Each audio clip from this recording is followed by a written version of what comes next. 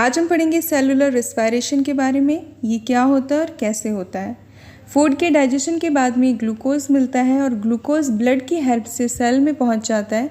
वहाँ पर सेल के द्वारा ग्लूकोज का ऑक्सीडेशन होता है और CO2 H2O के साथ में एनर्जी मिलती है।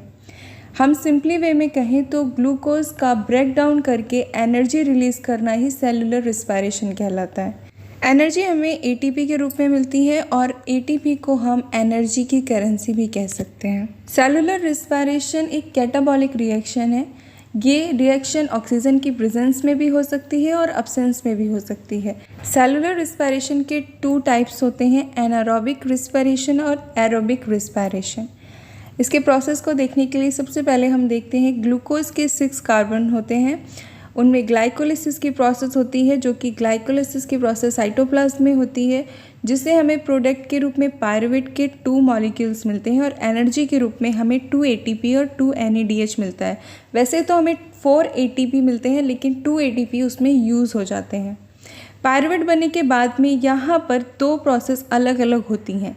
अगर ऑक्सीजन की प्रेजेंस में होती है तो आगे चलकर एसिटिल कोएंजाइम बनता है और क्रेब्स साइकिल होती है, और अगर ऑक्सीजन की प्रेजेंस नहीं होती है तो फर्मेंटेशन होता है, जिसे हम हिंदी में किण्वन कहते हैं। इसमें लैक्टिक एसिड बनता है मसल्स के अंदर और एथिल अल्कोहल बैक्टीरिया और ईस्ट में बनता है। जो फर्मेंटेशन होता है वो बैक्टीरिया और ईस्ट में होता है। पायरुवेट से अगर ऑक्सीजन की प्रेजेंस में कुछ बनता है तो वो एसिटिल कोएंजाइम बनता है, और इस प्रोसेस के बीच में एक NADH निकलता है, जो कि बाद में जाकर ATP के रूप में कन्वर्ट हो जाता है। एसिटिल कोएंजाइम से क्रेब्स साइकिल चलती है और क्रेब्स साइकिल का सबसे पहले पता लगाया था हैंस एडोल्फ क्रेब्स ने, जिनके नाम पर क्रेब्स साइकिल का नाम पड़ा है। और क्रेब्स साइकिल माइटोकॉन्ड्रिया में होती है। तो यहाँ पर ध्यान देने वाली बात यह है कि ग्लाइकोलिसिस साइटोप्लाज्म में होती है और क्रेब्स साइकिल माइटोकॉन्ड्रिया में होती है। ग्लाइकोलिसिस एरोबिक और एनारोबिक दोनों की क्रियाओं के पहले होती है, तो ये दोनों ही रिएक्शंस में कॉमन होता है। ग्लाइकोलिसिस दोनों में ही कॉमन है। क्रेब्स साइकिल सिर्फ एरोबिक रेस्पिरेशन में ही होती है। क्रेब्स साइकिल में हमें 1 ATP, 3 NADH और 1 FADH2 मिलता है, और ये NADH और FADH2 से एनर्जी ATP के रूप में इलेक्ट्रॉन ट्रांसपोर्ट चेन के द्वारा मिलती है। तो टोटल हमें 38 ATP मिल जाते हैं।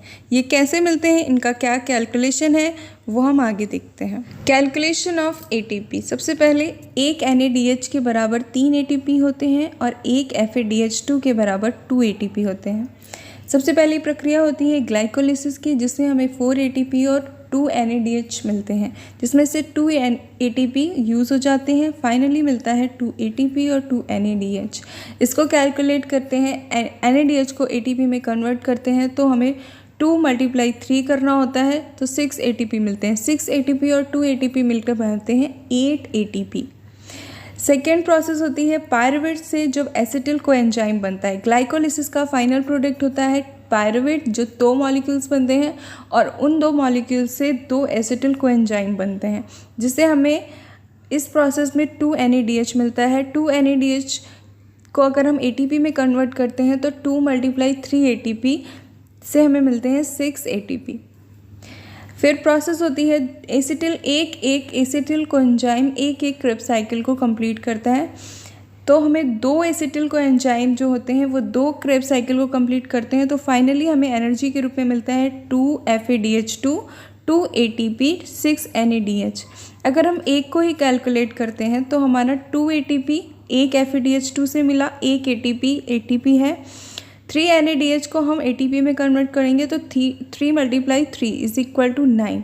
तो टोटल हमारे पास 12 ATP हो जाते हैं, और वो 12 ATP एक क्रेब्स साइकिल के हैं। अगर हम इसको 2 से मल्टीप्लाई करेंगे तो हमें 2 क्रेब्स साइकिल की ATP मिल जाएंगे। 24 ATP 2 क्रेब्स साइकिल के हमें प्राप्त हो जाते हैं। अब हम ये सारे ATPs को ऐड कर देंगे फाइनल कैलकुलेशन के लिए। तो सबसे पहले हमें ग्लाइकोलिसिस से मिलते हैं 8 ATP, फिर 6 ATP, फिर 24 ATP, फाइनली हमें मिल जाते हैं 38 ATP। तो ये है कैलकुलेशन ऑफ ATP।